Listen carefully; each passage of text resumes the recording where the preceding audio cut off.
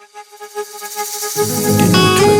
vocal by Sazan Hasanzade, arrangement by Hashem Khafari.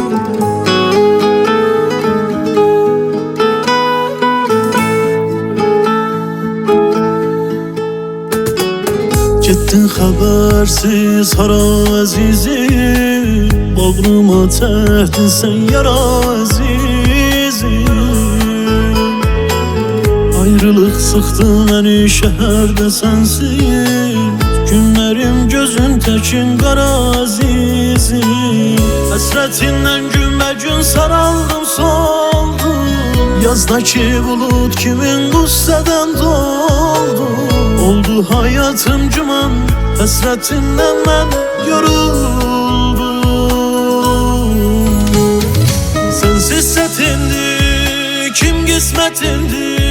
Sen tek benim öz qismətim, tez gel. Canımı aldın, sen harda qaldın? Sensizliğe yok adetim, tez gel. Sensiz sətindi, kim qismətindi? Sen tek benim öz qismətim, tez gel. Canımı aldın, sen harda qaldın? Sensizliğe yok adetim, tez gel.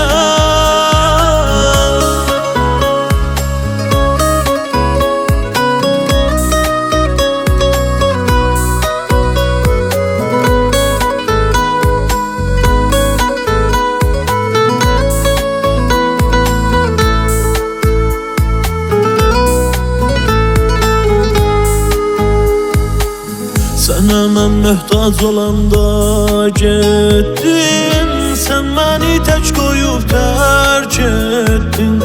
Eyləmişdim sənə vəfasız, səni sevən ürəyi incitdin.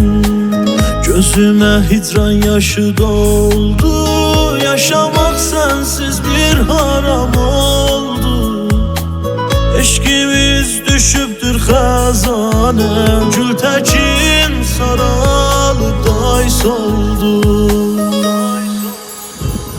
Sensiz sətindi, kim qismətindi? Sen tek benim öz qismətim, tez gel.